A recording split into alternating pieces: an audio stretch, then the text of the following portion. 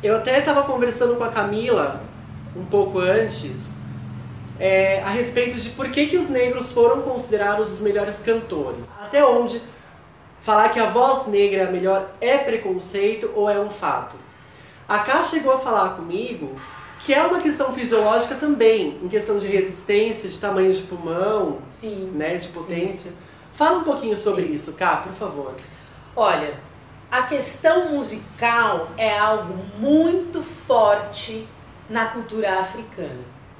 Todos os povos, assim como os povos indígenas, têm o canto como parte da vida, como ritual, assim, aos deuses, às deusas.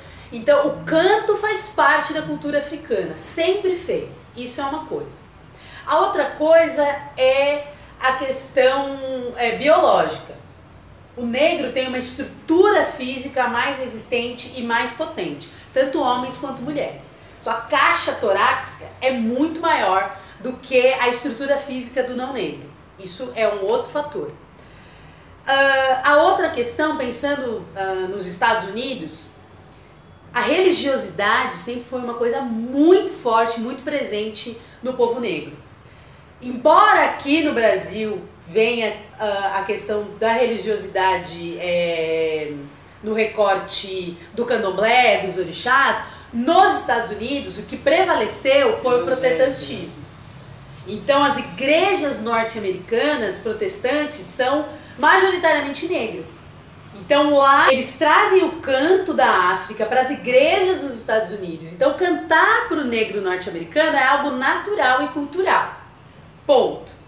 Daí você manter o negro neste lugar é que torna a ser racismo.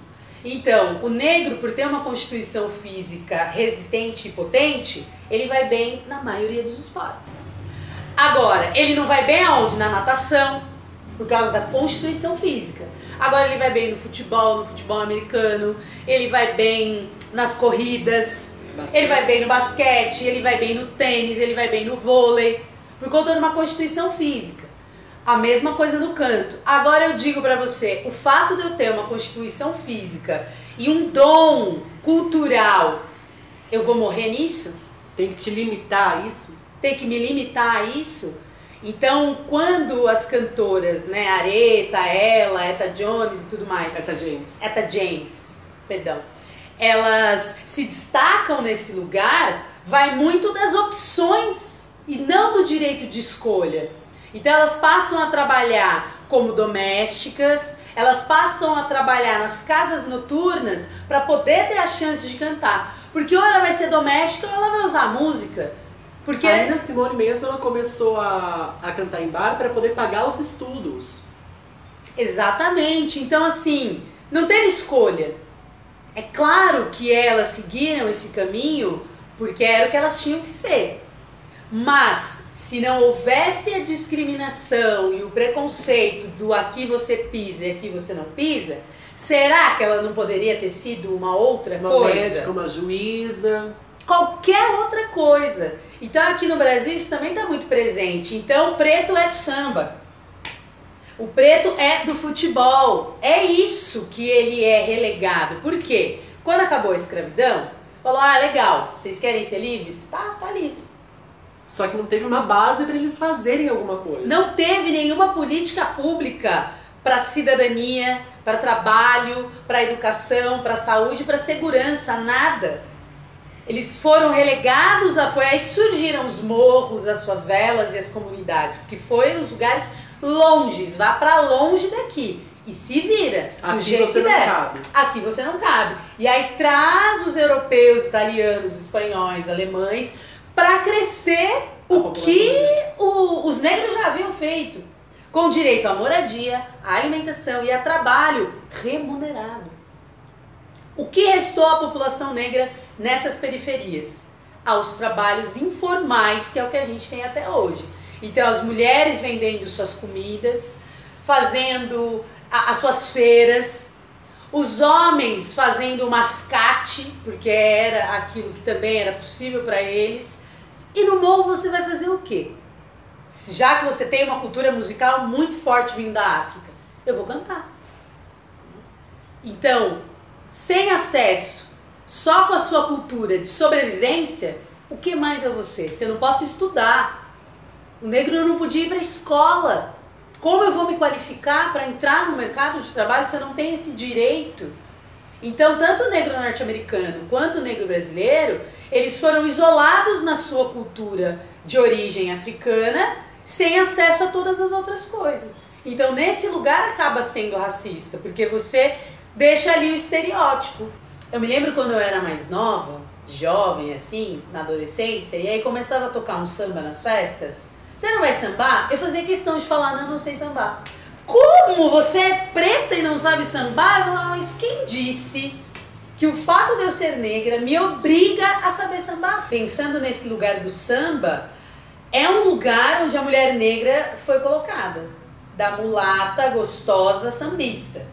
Daí ela é aceita na sociedade. Exatamente. É quase que, de fato, uma objetificação desse corpo. Quase não, é isso. Eu me lembro, eu não sei se foi década de 80, 90, que eram as mulatas do Sargentelli. Então, assim, de que maneira você rompe com esse lugar, com esse estereótipo, com esse padrão? Então, eu de fato acredito que os últimos 10, 15 anos, isso tem se modificado. Tanto que, se você for fazer uma pesquisa dentro das universidades, o número de mulheres é muito presente e entre o povo negro são as mulheres que têm acesso à universidade. Então, isso tem mudado muito, assim. Outros âmbitos e outras áreas também têm modificado. Então, por exemplo, psicologia, que é uma área também restrita para os não negros, para eles, né? Hoje desenvolveu-se o quê? Algo chamado, um conceito novo chamado psicologia preta, que são psicólogos que se formam e fizeram um estudo de descobrir que o negro, ele tem um conflito e um drama muito específico e que precisa ser estudado e cuidado de uma outra maneira, que numa terapia, vamos dizer, convencional, né? Poderia não se resolver, poderia não se diluir. Embora eu seja da área da psicologia analítica do Jung, eu não entro muito nessa área, mas para você, eu tô falando isso para que quem está assistindo possa entender a especificidade do que é ser negro no Brasil. Eu já vi, só meio que comentando sobre isso, pelo que eu entendi, assim, do que eu já busquei, do que eu já vi bem por cima, você pode me corrigir, é porque só um negro vai entender o que você passou sendo negro. Então ele sabe a profundidade da dor, digamos assim, da experiência. Pensando na área da psicanálise, é assim, nós recebemos uma herança. Tanto dentro da biologia, também tem uma herança genética. Dentro da religião, você tem uma herança espiritual.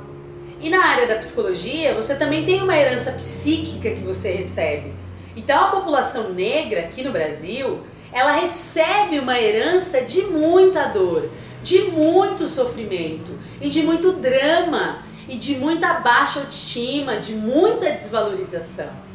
Então quando você reconhece no outro essa dor, é como se você passa a existir no mundo, né?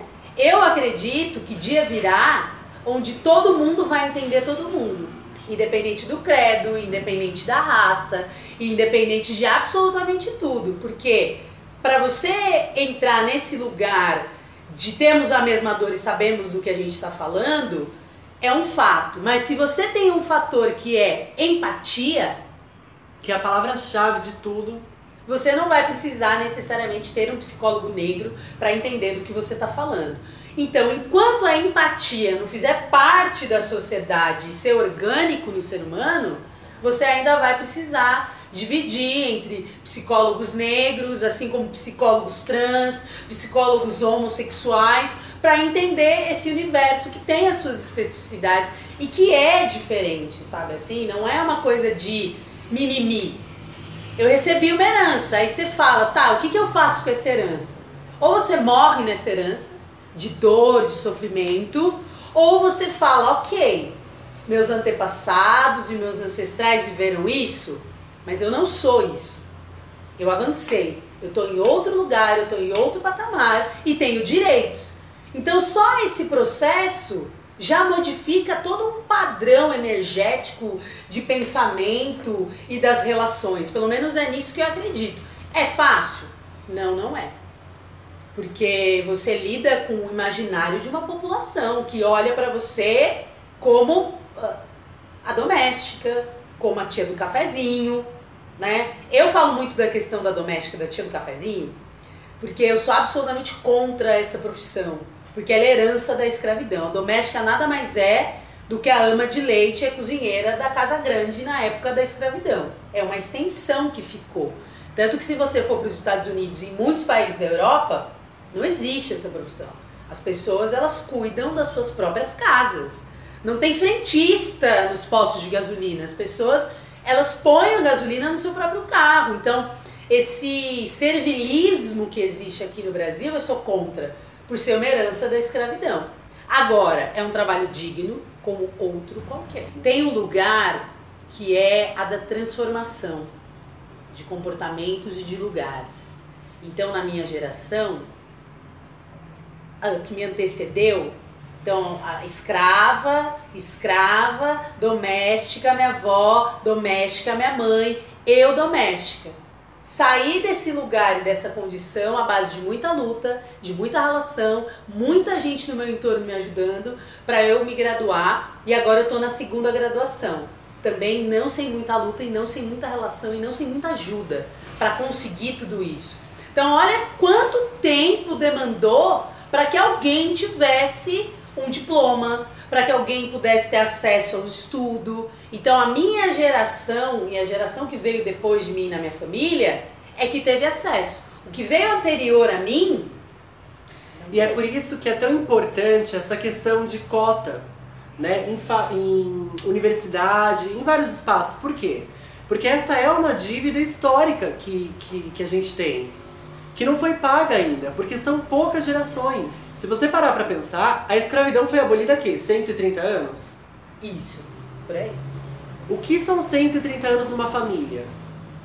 É o quê? Sua bisavó, sua avó, sua mãe e você? Aí, a sua bisavó era escrava. Saiu de lá, não teve pra onde ir. Sua mãe não vai ter oportunidade de estudo. Sua avó, desculpa.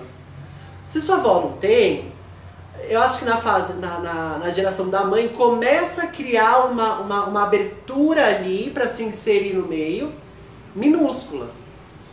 Que no seu caso, por exemplo, como você mesmo exemplificou, chegou em você nessa quebra desse paradigma. E mesmo assim com muita relação. Então essa dívida histórica existe, galera. Não vem com essa de que, porque se todo mundo é igual, por que tem que ter cota? Meu amor, estuda, lê, se informa. Se todo mundo fosse igual, literalmente na prática da vida, você não teria, estatisticamente falando, um índice de jovens negros mortos altíssimo, que hoje é chamado do genocídio da juventude negra no Brasil. Se é todo mundo igual, por que morre tanto jovem negro? E quando você vai ver quem são, não é o traficante, não é.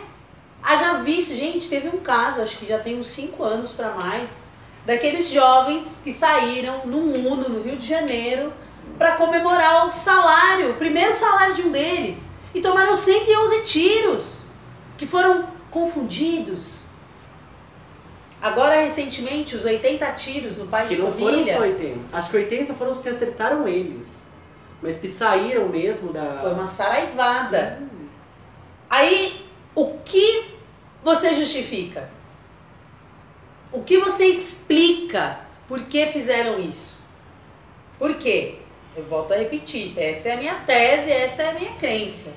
Porque congelou uma imagem, que o negro é isso. Então, para ele estar nesse horário, nesse carro, só pode, não tem uma outra possibilidade, né? Eu fiz uma entrevista com o João Nascimento no canal, então aguardem que em breve estará disponível para vocês. Se você veio um pouquinho do futuro, já tá aqui em cima, tá? E a gente estava falando exatamente isso. Como a gente substitui essas imagens? Como a gente põe outras referências para as pessoas do que o negro é e do que ele pode vir a ser? Para que o policial não pare o menino negro à noite na rua, ou que não atire no carro porque acha que ele é bandido e que ele é traficante. Como você muda isso?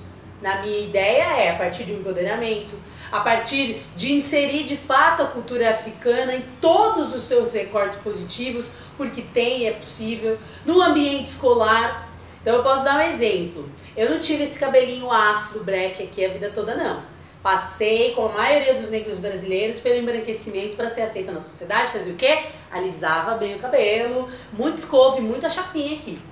Quando eu resolvi assumir a minha identidade negra na prática da vida, assumir esse recorte cultural dentro de mim, meu primeiro posicionamento foi assumir meu cabelo afro.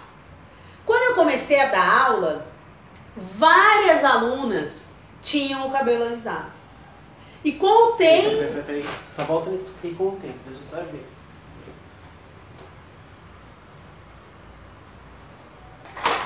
Eu tava sentindo que ele tava meio tortinho. Vou botar com outro vídeo aqui.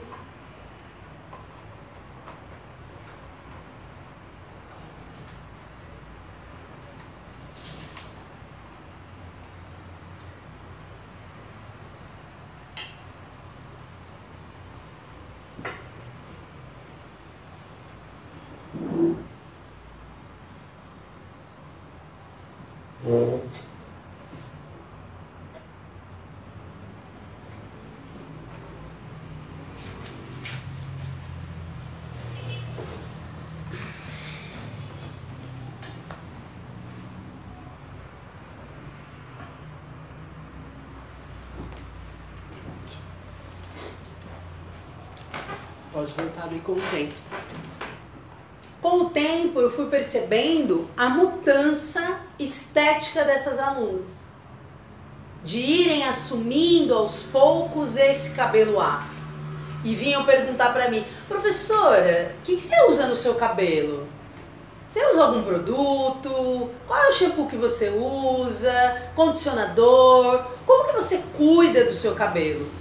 E aí eu fui percebendo a mudança ao longo do tempo dessas alunas e começaram a assumir esse cabelo. Aí você vai falar... A importância da representatividade, né? De você ter alguém para se inspirar. Exatamente, exatamente. Então você vai falar, nossa, ela tá se achando porque as alunas mudaram o cabelo. Não, não é uma questão de me achar, é uma felicidade de não fazer uma violência com essas pessoas. Porque quando você alisa, nada contra quem alisa o cabelo, desde que seja opção, seja gosto. Exatamente. Quando você alisa o seu cabelo para se inserir e ser aceito num lugar, você está matando uma identidade. Então isso é uma grande violência. Porque aí quando você percebe que não, eu vou assumir o meu cabelo, é um processo de transição muito doloroso e muito complicado. Eu só assumi o meu cabelo afro no processo de transição por uma questão de autoestima, colocando trança. Então eu fiquei 6 meses, 7 de trança, trocando entre um intervalo e outro, até que o meu cabelo original crescesse o suficiente para que eu desse condição de cortar todo o alisado e manter só o cabelo afro. Por quê? Porque existe uma estética pronta do que é bonito e do que não é. E quando você corta o cabelo alisado e fica com o cabelo afro, fica bem Joãozinho assim. E você não está acostumada com aquela imagem, você não abre as revistas e vê essa imagem, você não anda na rua e vê essa imagem. E aí você fala, como que eu vou encarar isso? Andar na rua e falar, esse cabelo é meu e tá tudo bem e tá legal, se eu não vejo em lugar nenhum. Então eu tenho uma tese de que assim, eu só existo porque o outro existe. Se o outro não me vê, eu não existo no mundo, eu não pertenço a esse lugar. E todo mundo tem a necessidade de se sentir pertencido. Vivemos em sociedade. Exatamente. Então esse foi o meu processo, assim, foi a base da trança, ele cresceu, eu cortei e falei, eu sou isso. Minha irmã passou toda uma vida raspando o cabelo. com toda a tranquilidade. Ela achava sempre que o cabelo dava muito trabalho, não por ser afro, mas por qualquer tipo de cabelo, e sempre raspou. E ela falou, não, vou deixar o cabelo crescer, muito pelo meu sobrinho, que ele gosta muito de cabelo. E ele sentia falta, e aí ela começou a deixar crescer. Mas a minha irmã morava onde? Em Salvador. Minha irmã morou 10 anos em Salvador. E em Salvador é a maior população negra do Brasil. O que tem de afro ali não é bolinho não, assim. Então é mulher com todos os tipos de cabelo que você possa imaginar. Então pra ela não foi uma dificuldade e nem uma questão deixar o cabelo crescer, porque é o que tinha na rua o tempo todo. Ela tropeçava em mulheres de cabelo curto, de cabelo black, mais, como eu falo, microfoninho, tipo o meu, ou aquele cacheado, todos os tipos de cabelo afro. Então pra ela foi natural. Agora, quando você cresce num ambiente onde você não tem referência, é muito mais difícil você passar por esse processo. Hoje eu ando na rua, eu falo, gente, se no meu tempo de adolescência isso existisse, tudo seria tipo, imagina, hoje você tem um metrô aqui na cidade de São Paulo com propagandas daquele produto da Sala Online, que é pra cabelo afro. Sala Online, patrocina o canal, tá? Por favor, Sala Online, Vozes Negras, Boteco e Vozes Negras. Então a representatividade, ela é muito importante, assim. E até por isso que a gente trouxe esse assunto de artistas negras, porque elas têm uma visibilidade muito grande. E a partir desse lugar que elas alcançam, de chegar na casa de todo mundo, desse, eu vou dizer patamar, mas eu quero dizer desse alcance mesmo. Uma garota negra poder ver a Thaís Araújo com cabelo black na TV, ainda mais sendo atriz, representando vários personagens. Por isso que é tão importante a atriz negra não ficar só no papel de empregada, porque isso reflete na sociedade, né? Eu tava falando com a Cá antes de vir, eu tenho muito medo de esbarrar nessa questão de lugares de fala. E eu fiz uma comparação com ela que é, negro é minoria, assim como gay é minoria. Então eu me coloco em alguns lugares meio que entendendo um pouco mais perto, né, o sofrimento negro, pelo fato do homossexual passar por coisas parecidas, por preconceito. Sim. Né? Então eu vejo, por exemplo, aí vou falar da minha parte, uns 10 anos, 15 anos atrás, o gay que estava na novela, que estava na TV, era sempre o cômico, o estereotipado. Não acho que mudou tanto, mas acho que já começou a evoluir um pouco. Já. Né? Então eu acho que a gente pode fazer, não sei se um recorte ou uma comparação, não gosto muito dessas palavras, mas acho que é questão de empatia. Você saber que você tem um sofrimento, que aquela pessoa tem um sofrimento parecido e tentar se colocar no lugar dela, tentar se basear talvez no que você passou, no que você sentiu, não no que você passou. Saber que a pessoa pode sentir daquela mesma forma por uma outra questão. Sim, exatamente. Eu queria fazer um parênteses nessa coisa da representatividade na TV, por exemplo, que é o que tem muito forte aqui no Brasil, a novela. Né? Embora venha a TV aberta e os outros Netflix e Now da vida, TV fechada, ainda assim a novela ela tem um peso no imaginário do povo brasileiro. Eu costumo dizer que a arte ela tem um lugar de prever futuro e de representar o presente. O que acontece muito no Brasil ainda, diferente do cinema norte-americano, é manter o presente. Então, quando ele traz os personagens negros sempre no lugar da doméstica, do morro, isso de fato representa uma maioria aqui no Brasil.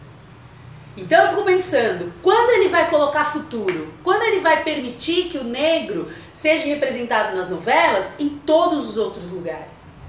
Que foi o que aconteceu com a peça Gota d'Água Preta. Sim. Que tem até vídeo aqui no canal, vocês podem assistir aqui. Eu fiz uma pequena resenha sobre isso. Que o elenco era todo de negros. E todos eles vivendo tudo aquilo, todos aqueles personagens. Exatamente. Eu me lembro, eu fiz teatro escola Macunaíma por um tempo, antes de entrar na graduação de artes cênicas. E lá eu vivi Nelson Rodrigues, lá eu vivi Garcia Lorca, lá eu vivi Jocasta. Assim, eu fui Jocasta, diva maravilhosa. Quando eu entrei na faculdade, na primeira montagem que a gente fez, no primeiro processo, existiam duas opções, um texto alemão e um texto russo. O diretor queria, porque queria fazer o texto alemão de qualquer jeito. Então ele usava ali a arte do convencimento com os alunos. E tinha uma minoria, e eu fazia parte dessa minoria, que queria fazer Os Pequenos Burgueses, que é um texto russo. E eu nunca vou me esquecer que ele entrou na sala e o argumento que ele usou para não fazermos Os Pequenos Burgueses foi: olha, nós temos que levar em consideração que isso é um texto russo. Então tem um imaginário da plateia de ver quem são esses personagens. Por que eu digo isso? Porque nós temos duas alunas negras na sala. Aí você deve ter falado pra ele, por quê? A peça vai ser toda em russo? O idioma vai ser russo por causa do imaginário do espectador? E aí eu olhei pra cara dele e falei: mas você tá defendendo um texto alemão e permanece tendo duas negras na sala. Eu não tô entendendo o seu argumento. Eu me lembro até hoje que aquela discussão naquele momento foi abafada. Eu cheguei em casa numa revolta absurda e eu sou a mina do textão. Hoje, em época de WhatsApp, que na época não tinha, eu sou a mina do áudio, entendeu? Mandei textão pra ele. E na próxima aula ele abriu pra sala, dizendo que eu havia mandado um e-mail pra ele, falando que ele tinha sido racista, ele tinha sido preconceituoso. Mas ele aceitou, pelo menos? Mas que eu estava equivocada, porque ele tinha amigo negro, porque ele frequentava o candomblé, veio com todos esses estereótipos do não sou racista porque tenho o melhor amigo negro. Enfim, qual foi o resumo da história? Eu fiquei sozinha no debate na sala, onde o racismo estava na minha cabeça, tanto para ele quanto para os alunos, e no final, Pequenos Burgueses não ganhou, e acabamos fazendo o texto alemão lá, que era o Voise. Por que eu conto essa história? Que foi nesse momento que eu me deparei, mais uma vez, com nem aqui você pode ser outra coisa. Depois de ter passado um período vivendo tantas coisas no Macunaíma e outros lugares também, que eu fiz teatro no SESI quando eu morei em Campinas, e de repente eu chego numa faculdade onde ser negra vai me impedir de fazer personagens, eu falei, peraí, tem alguma coisa equivocada, que não é possível que no mundo da arte também vai ter racismo, é isso que você está me dizendo? Então, o que eu vou poder fazer? Por muito tempo. Sim. Se é que ainda não tem, porque eu estudo dizer que tem muito. Tem, ainda tem, então você percebe, né? Então, nós estamos aqui num canal que fala Boteco das Artes. Então, a arte é um lugar onde você pode tudo. Obviamente, respeitando o direito e a liberdade do outro. Óbvio, né? Sem o preconceito, sem a discriminação. Mas é um espaço onde eu posso ser e onde eu posso dizer. Então você limitar, isso você faz, isso você não faz, isso você canta, isso você não canta, isso você toca, isso você não toca, pela cor da pele, ou pela opção sexual, não é nem opção, é orientação sexual, ou pela identidade de gênero, quer dizer, até nesse lugar a gente vai se utilizar da discriminação para com as pessoas, quanto isso é absurdo, enquanto isso é racional. E aí você vê artistas negros, tanto no Brasil quanto nos Estados Unidos, mais nos Estados Unidos, dominando o mundo. Então, se você olha uma Beyoncé da vida, ela não é capaz. Ela é mundial, ela não está restrita nos Estados Unidos, ela é mundo. Então, quando você olha uma artista com o potencial dela e negra, qualquer negro no mundo inteiro vai falar, eu posso também. Eu posso, eu sou, eu serei, eu tenho essa capacidade. Então, de fato, o mundo da arte, como bem colocou o Felipe, ele invade a casa de todo mundo. Seja na música, seja na novela, seja no cinema, seja no teatro. A arte, ela é isso, né? Ela tem acesso rápido, chega nas pessoas. Então, quando você tem artistas negros, famosos e que alcança, né? Gostei dessa palavra que o Felipe falou, alcança todas as pessoas, desde o cara ali do boteco ou embaixo da ponte, porque eu moro aqui na frente do viaduto, até as altas classes, chega em todo mundo. Então é importante sim que o negro ocupe todos os espaços, e falando na arte, que ele ocupe mesmo, e principalmente que ele não seja limitado a ter que cantar o jazz, o soul e o blues. Que ele não tenha que cantar só o samba. E mais uma vez, ok rap. Cantar isso também, mas não ficar limitado a isso. Como o exemplo da Nina Simone. Quer dizer, eu quero tocar piano. E aí? Qual é o problema? né? Eu quero tocar sax, qual é o problema?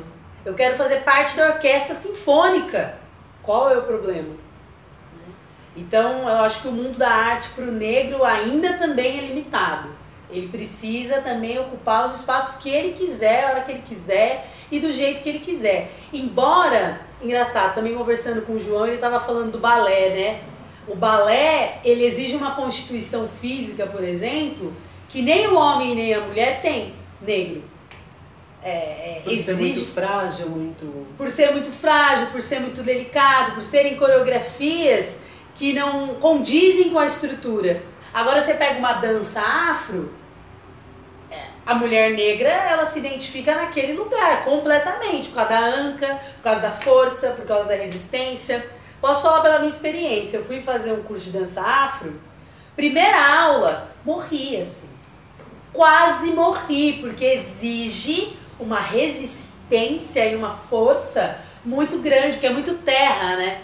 É uma dança que é terra, assim, e exige de você. E aí eu saí de lá, ó, o preconceito que mora em todo mundo, até em mim, né? Saí de lá falando, meu, que preta é você que não dá conta de dançar uma dança afro, Camila, pelo amor de Deus. Aí, obviamente, percebi meu próprio racismo e pensei, meu, que bobagem, na verdade, embora você tenha uma estrutura e uma constituição física, eu sou muito aérea, eu sou muito fluida, então eu me identifico corporalmente falando com danças leves, tanto que fui praticar yoga, que foi o lugar onde me encontrei. E, meu, yoga é indiana, é budista, não tem nada a ver com religião de matriz afro, né? Isso também é importante quebrar também esse estereótipo desse lugar, né? Mais uma vez, porque é negro tem que ser do candomblé, porque é negro tem que ser protestante nos Estados Unidos. Tem que estar onde quiser, onde se sentir bem. Exatamente. A única coisa que eu ressalto é você assumir essa identidade, porque faz parte de você. Da sua história. Da sua história. Agora, se você vai caminhar por esse lugar somente, é uma escolha sua. Mas você precisa assumir essa identidade, porque faz parte de você. E valorizar ela, principalmente, porque ela tem muito valor, assim. Cá, obrigada, meu amor. Amei. Também. Gente, por favor, sigam o canal Vozes Negras, que lá a Cá tá sempre trazendo temáticas negras e assuntos relacionados ao mundo, ao universo negro. Tá muito legal. Pra você que é negro e pra você que não é negro. Sim. Né? Pra você também aprender, pra você saber como agir em situações, como não... Porque tem muita gente que não é racista, mas que usa termos racistas sem saber que isso pode ofender. Sabe, se isso pode ofender alguém, por que não eliminar isso? Né? Se vocês gostaram do papo de hoje, por favor, deixem seu like aqui embaixo, comenta aqui embaixo o que vocês acharam, o que vocês não sabiam, o que vocês querem complementar. Sigam nossas redes sociais e não se esqueçam de se inscreverem no canal e ativarem o sininho de notificação para ficarem por dentro sempre que eu postar um vídeo novo, tá bom? Gente, obrigado pela companhia. Cá, obrigado, meu amor. Vai lá no canal da Cá. Um beijo e até o próximo vídeo.